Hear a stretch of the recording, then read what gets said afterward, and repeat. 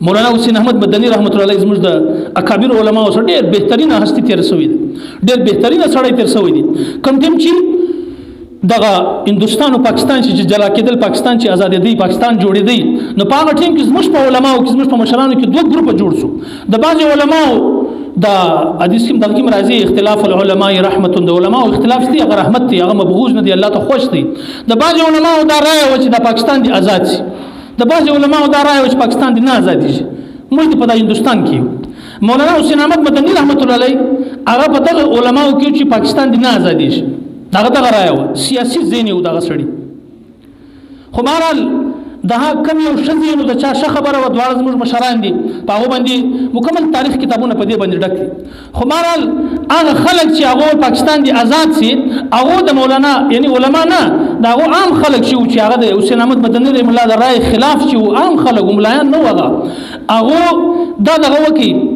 حسین احمد مدني رحمت الله علیه یو عالم لیکلی، مفتی جمیل صاحب لیکلی دي، او وایي مولانا حسین احمد مدني رحمت الله علیه مشرقي پنجاب کې په یو سټیشن باندې راکښته سو، نو هغه خلک ورته ولاړو چې پاکستان دی آزاد سي، هغه خلک وایي په حسین احمد مدني رحمت الله علیه باندې پتراو وکي، ډبل ورته ونیولې، یو بل عالم ورسره هغه په باندې سازر واچو دی پټ کی او ډبل په سړی باندې لګیدلې، او هغه دا سوچ کړه، هغه ما دا سوچ تر څو پر ډبل نه بند سوي په حضرت باندې به یو ډبر هم څنګه پرېږدم، ګرځ ما په بدن لګیدل او په خطرناک ځای باندې ډېر سخت خوش سوم وي. دا شي خدا چې وسو دغه ما د خیر پاکستان آزاد شو، فیصله وشوه. د حسین احمد مدني رحمت الله علیه وویل چې یو مسجد باندې دعوا وه، بعضې دلته جوړ شي، بعضې دلته جوړ شي، جوړ شو بس دعوا ختم، اوس پاکستان جوړ شو، اوس به دغې سره تعاون کوو. بیا عبدالقادر رایپوري رحمت الله علیه هغه لیکلی دی، یو سړی ما ولیدی، وایي هغه ما ته ویل چې زه هغه سړی یم چې حسین احمد مدني رحمت الله علیه د سټیشن کې راکښته شو د ټرین څخه، ما اول هغه سړی یم چې ما پتراو په وکړي، ما په ډبرو وویستی، بیا چې په ډبرو مې وویستی د هغه بعد زما وایي هغه بړاس چې کوم دی، غصه چې کومه د هغه نه سو ټنډه، وایي زه رالم چې دا چونکې مذهبي سړی دی، وایي ما ډېره بیا د میماب وایي کپړې ورته مې ګرد وایستل، د ده په مخ کې مې ننګه ناچ ورته وکړي، د ده په مخ کې مې لوس ناچ وکړي، ډانس مې ورته وکړي چې دی نور غوسه شي. نو دی وایي بیا چې پاکستان آزاد شو، نو بیا خو سیکانو ډېر ظلم شروع کړي په مسلمانانو باندې، د تاریخ کتابو چې وګوره ډېر ظلم یې کړی دی، ډېر علما او ډېر هغه بیا شهیدان کړه. نو دی وایي بیا داسې وخت راغی چې سیکانو زه ونیولم، زه چې ونیولم د هغه بعد یې بیا زما لور، زما کوروالا او زما مژور دا یې ګردې راوستلې، زه تړلی وم، وایي دا یې ګردې راوستلې وه او ګرد یې بیا د بیما ګردې لوسې کړې زما په مخ کې، یعنې زما لور او زما کوروالا او زما مژور. څومره د شرم خبره ده، وایي دا ګرد څه کپړې وایستل لوسې کړې لکه ما چې څنګه ځان لوس کړی و. وایي بیا ورته وویل چې د ده په مخ کې ناچ وکړي، د ده په مخ کې ډانس ورته وکړي، یعنې د خپل پلار په مخ کې د خپل لور لوس ډانس کول او د خپل مژور او د خپل کور والا، دا څومره دا خبره ده. وایي ډانس یې وکړي، وایي زه دومره سخت پریشان شوم، دومره سخت تکلیف ما ته پېښ شو، په هغه ځای کې وایي ما ته بیا دا خبره را په یاد شوه چې ما خو دا خیال و چې ما د حسین احمد مدني په مخ کې لوس ډانس وکړي، دا کیسه ختم شوه، بس حسین احمد مدني هلته ولاړی، پاکستان آزاد شو، خو د هغې رزلټ الله پاک ما ته راښکاره کړي. وایي جیسا کروگی ویسا بروگی، اردو والا وایي وایي څنګه چې پښتو والا به وایي څه کرے هغه به ریبې، عربي والا وایي کما تدینو تدانو، څه چې کرے هغه به خامخا کېږي. نو ظلم چې دی ظالم سړي ته الله پاک سزا ورکوي، ضرور سزا ورکوي الله پاک. یو آخري واقعه درته بیانوم، د یو دغه په باره کې راځي، وایي یو سړي مایان خرڅول، د سمندر یا د دریا د دې څه مایان راواخیستل، د خپلو بچیانو بیا به خرڅ کړل، د خپلو بچیانو روزي به بیا کمول. دا یو کاروبار، یو مختصره کاروبار یو. وایي د یو ورځې دا مایان راخیستي وو، روان دي د هغه وخت یو لکه نن سبا چې چودري دی، سردار دی، ملک دی، مشر دی، هغه روان دی، وایي مایان راک، هغه غریب سړی و، مایان چې راواخیستل هغه ټول پیسې، وایي پیسې ستا رنګ وګوره، لکه نن سبا چې د خلکو لهجې دي، اندازې دی، وایي پیسې د کمې خوا در کوم، خپل کار کوه بس، هغه زما د بچیانو روزي ده، زما بچیان ما ته په انتظار دي، هغه په دې انتظار دي چې بابا به یو شی راوړي کور ته، او ته زه خالي لاس واستولم، مه کوه زما سره ظلم مه کوه. وایي هغه چې دلته وایم خبر وکړه، هغه دوی چې په لاخې پسې ووالئ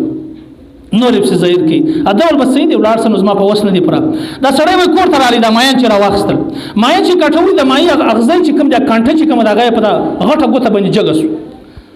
د دې څه وینه را شروع شو، د وینې بعد پیپ نوونه را شروع شو، اخر دا ګوته وپړسېدل،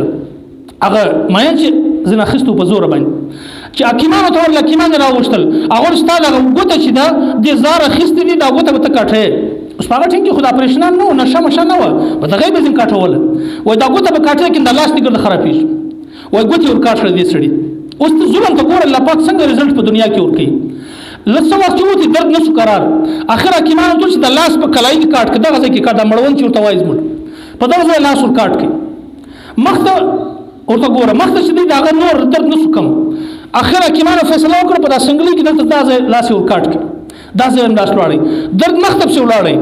مخته چې ولاړی حکیمانو فیصله وکړه په دا اوږه کې لاس کاټ کړي سړی ډېر پریشانه شو چې خدای دا سره سره اوسو اخر یو بزرګ ته ورلی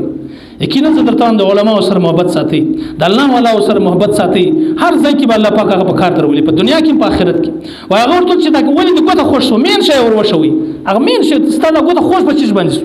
هغه ما داسې د یو سړي سمایې واخیستې یو دوی چې په لاخې مو والی په ګوته کې هغه غزی جوګ شو دا ګت تفصیل ورته بیان کړي هغه ورته رښتیا راته وویل دا ورته داسې وکړه چې د دنیا ګرد حکیمان وګوري جوړ به نه سي او بدن به دې ګرد خراب سي هغه سړی پیدا که کوم سړی چې تا په پلاخه ولی چا چې د مایان وړي دي ورسه سړی پیدا که مفیز نه غواړه که هغه معاف کړي جوړېږي ورنه که دنیا حکیمان د تراس نه جوړېږي ګرد بدن دې خرابېږي سړی ډېر بېقراره سو لاړې وګرځېدي په سړي پسې په چا چې ظلم کړی په ډېر کوشش باندې سړی پیدا کړي په پښو کې رولې دی وایي د الله بنده ما معاف کړه ما تا سره ډېر ظلم کړه هغه ته څوک یې زه تا نه پېژنم خیر دی وزه هغه سړی یم ستا سره چې مایان واخلو په چپلاخه چې مول تا چې ما ته ډېر زارۍ وکړې ما ستا سره ظلم وکړي نو ته ما معاف کړه زما لاس څو واره کاټ شو او بدن ته خطره ده زما ډېره خطره ده وایي هغه ورته ما د الله د رضا دپاره معاف کړی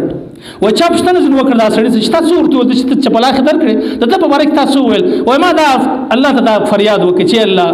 دا زورور و زه کمزوری وم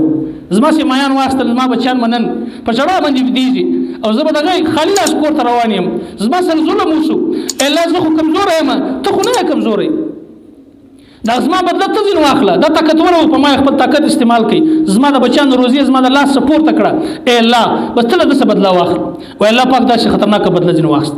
نو الله رب العزت دی موږ ټول د ظلم څخه وساتي او ظلم چې دی خلدا نه دي سړی بس په چپلاخه وه ظلم ډېر قسمونه دي په کور کې مژور د خواشي سره ظلم کوي خواشه د مژور سره کوي او پلار د زوی سره کوي همسایه د همسایه سره کوي مختلف ظلمونه دي ټیم نسته دغه ډېر قسمونه دي نو په دغه وجه باندې د ظلم څه چې دی همیشه دا سوچ وکړم بس چې د ظلم څخه خپل ځان راوګرځوئ او بل مسلمان راوګرځوئ د ظلم رزلټ الله په دنیا کې ورکوي ما خپله په دا لږ تجربه کې په 36-37 کال کې ډېر خلک ما لیدلي دي چې الله ظلم یې کړی دی زما په خپل د اوس ژوند کې ما لیدلي د الله پاک سزا ورکړې ده د مور پلار نافرمانه ته الله ورکړی د ما هغه خلک مې لیدلي دي چې ظلم کړی دی هغه ما خپل په سترګو لیدلي دي چې الله بدله ځینې اخیستې ده نو د ظلم څخه باید چې موږ ځان بچاو کړو الله دې عمل کول توفیق رانصیب